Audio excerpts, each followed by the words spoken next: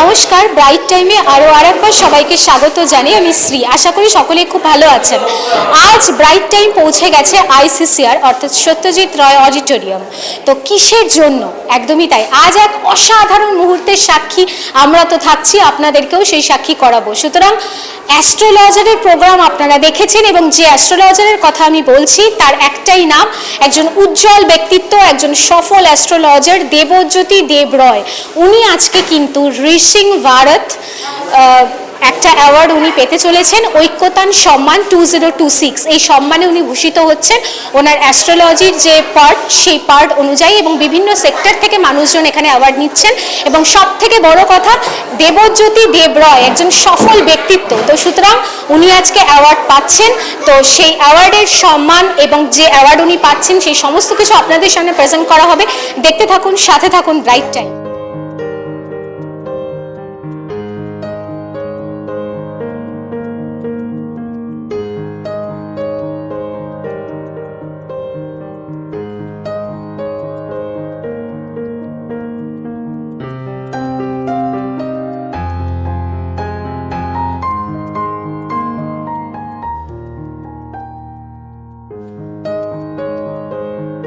আমরা light off hope অর্থাৎ নবজাগরণের আশার আলো একে অপরকে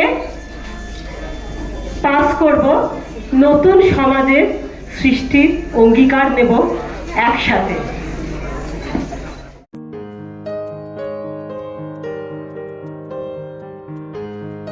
দেবজ্যোতি দেবরয়।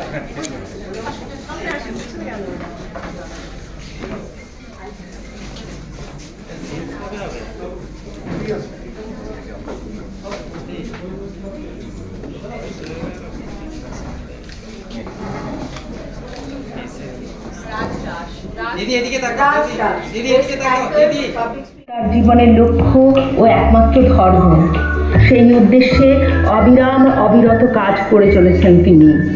জ্যোতিষশাস্ত্র দ্বারা অজস্র মানুষকে সেবা করে চলেছেন তিনি। জ্যোতিষ জগতে পথ চলা শুরু মাত্র 10 বছর বয়স থেকেই।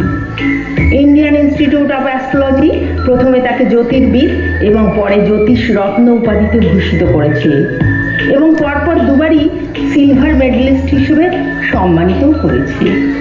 রেড ওয়াইন এন্টারটেনমেন্টের তরফ থেকে 2025 সালের প্রথম সেশনে তাকে বঙ্গ জ্যোতিষ সম্মানে ভূষিত করে। 2026-এ দ্বিতীয়বারের জন্য বঙ্গ জ্যোতিষ সম্মানে ভূষিত হয়েছেন তিনি। ইলেকট্রিক্যাল ইঞ্জিনিয়ারিং নিয়ে পড়াশোনা করে স্নাতক হন এবং কর্মজীবন শুরু করেন। জ্যোতিষ বিভাগের সায়েন্টিফিক অ্যানালিসিসকে হাতিয়ার করে মা দক্ষিণাকালী ও মা তারার সাধনাকে কাজে লাগিয়ে বিভিন্ন মানুষের উন্নতির উদ্দেশ্যে নিজেকে নিয়োজিত করেছেন দেবজ্যোতি দেবরায়। বর্তমানে তার চেম্বার রয়েছে New Alipore, Southern Avenue, Jodhpur Park, Sealdah, Dakshineswar, Howrah ও ভুবনেশ্বরে।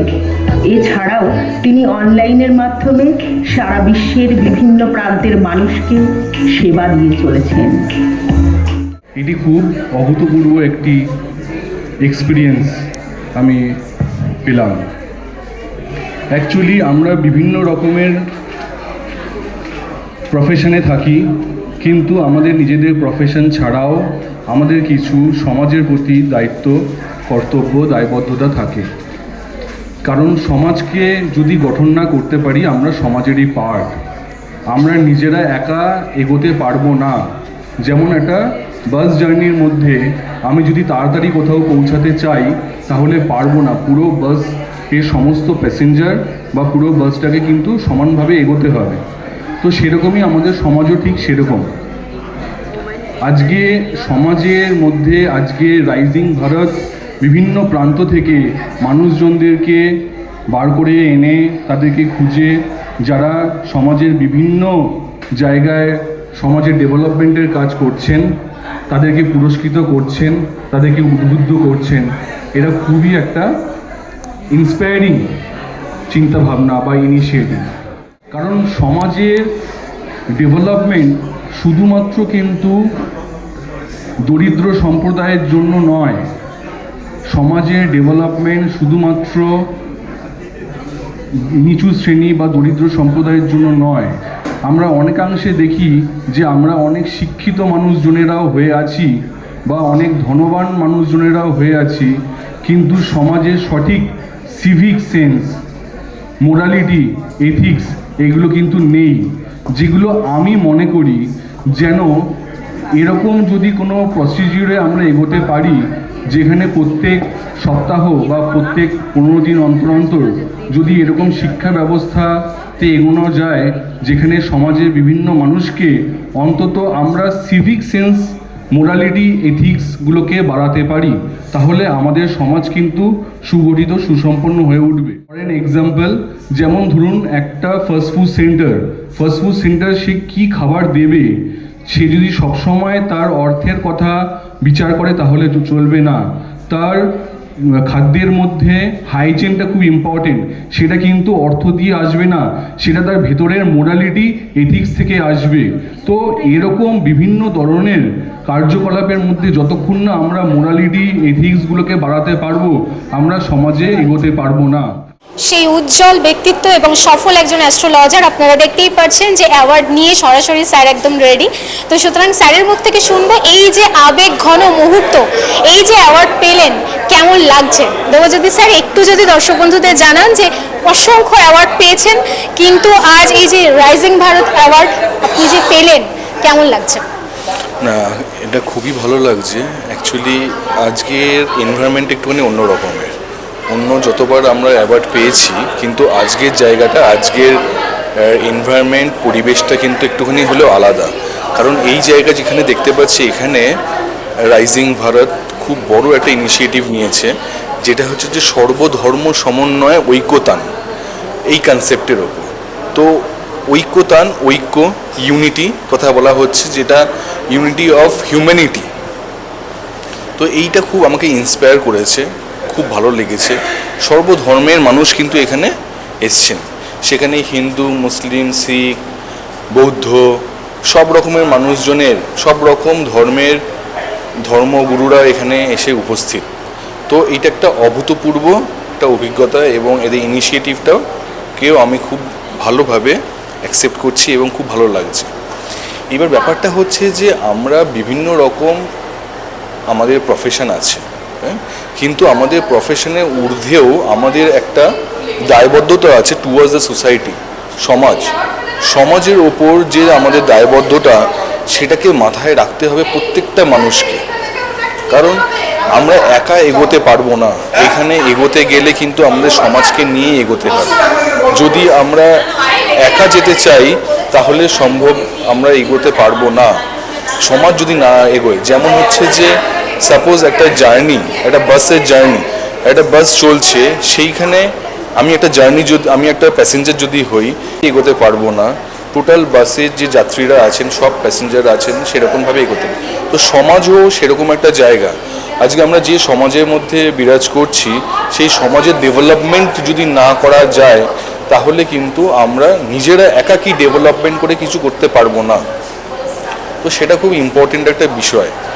এইবার যেরকম একটা সংস্কৃত ভাষা আছে, সংস্কৃত একটা লেখা আছে যে পরোপকারায় পুণ্যায় পাপায় পরপীড়নম, মানে হচ্ছে যে পর উপকার যখন করা হবে তখনই আমাদের পুণ্য অর্জন হবে।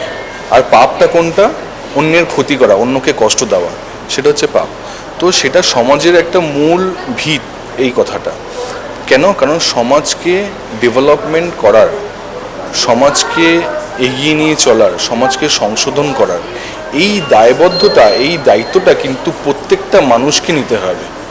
হ্যাঁ, হয়তো সবাই সমাজসেবা করতে পারবেন না, কিন্তু সমাজ সচেতন হতে পারবে, সমাজ সচেতক হতে পারবে। তো সেই জায়গাটায় সবাইকে কিন্তু এই দায়িত্বটা আজকে গ্রহণ করা জায়গায় চলে এসছে।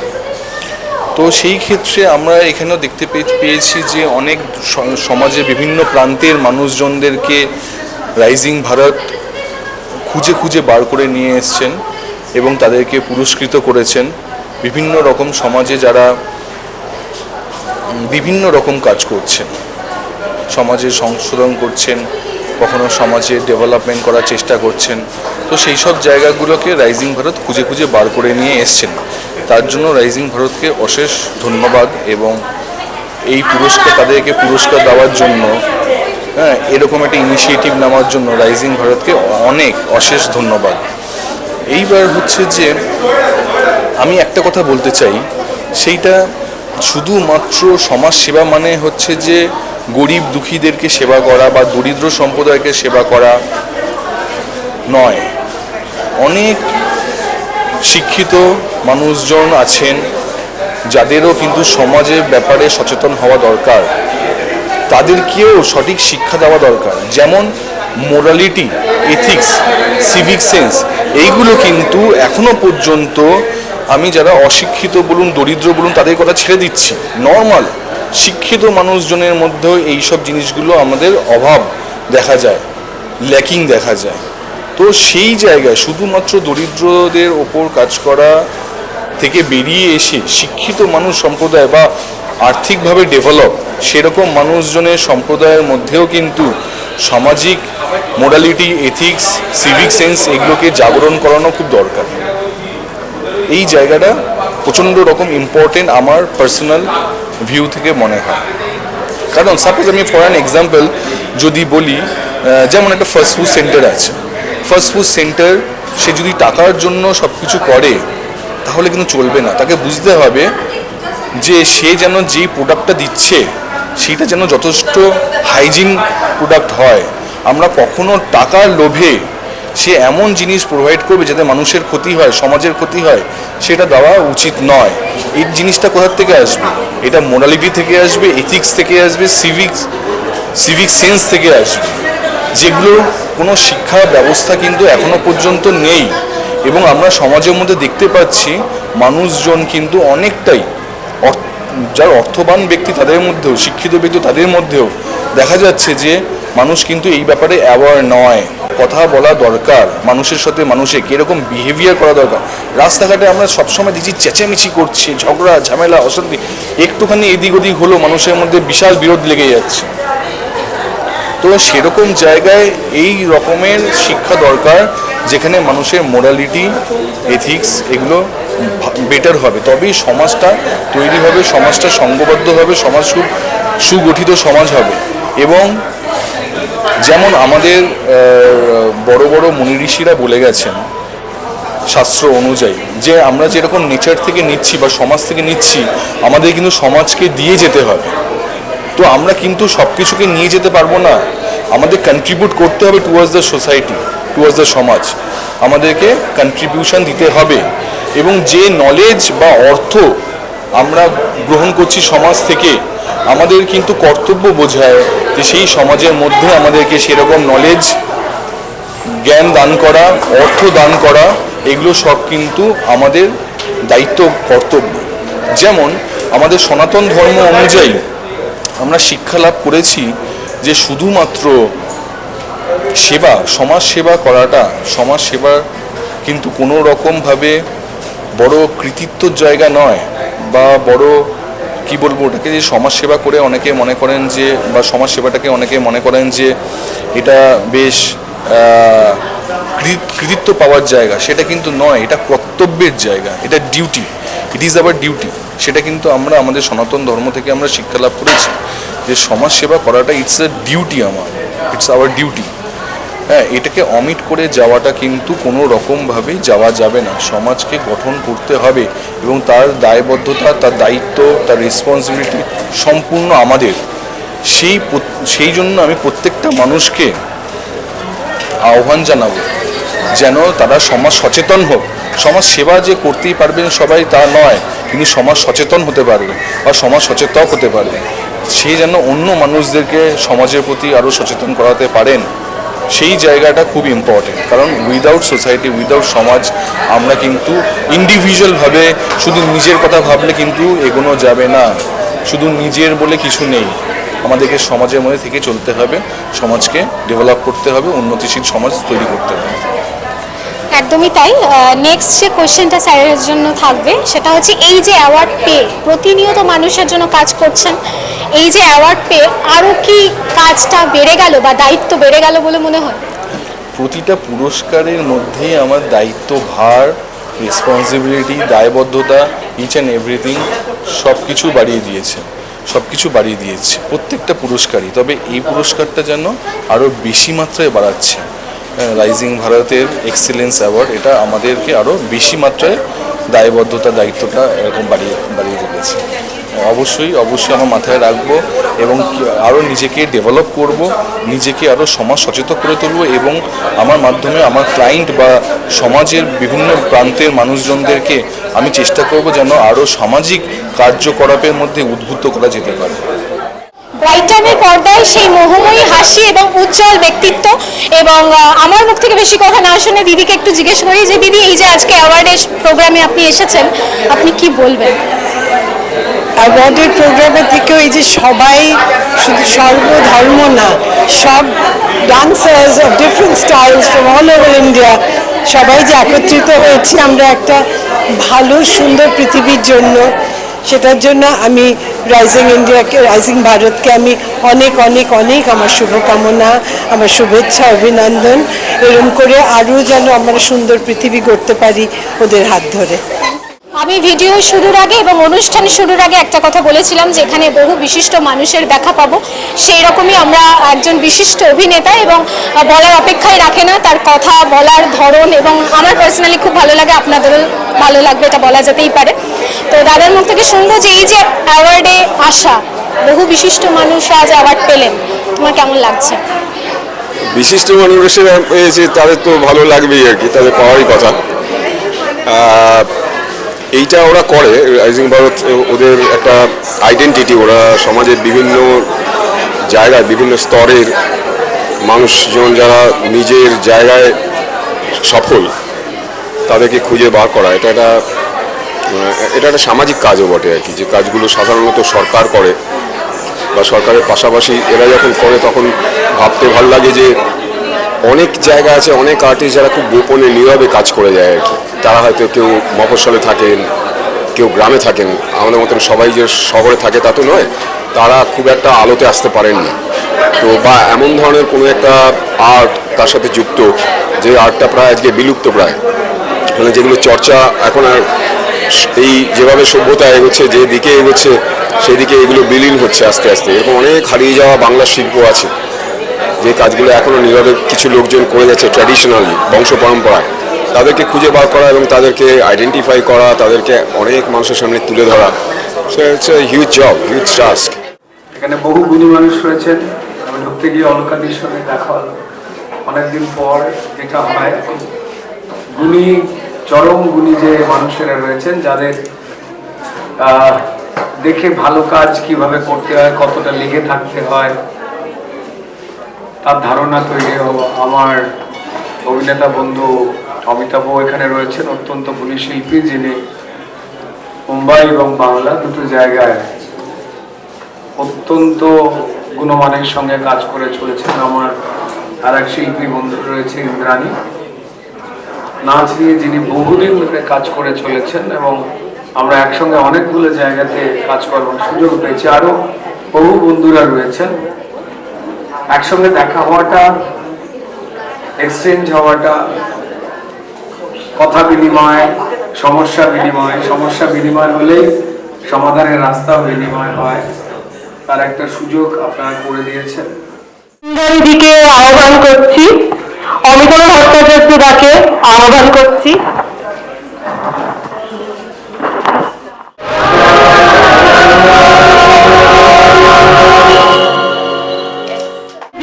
মুভিটার প্রিমিয়ার ঐকতান গানই সামনের গান।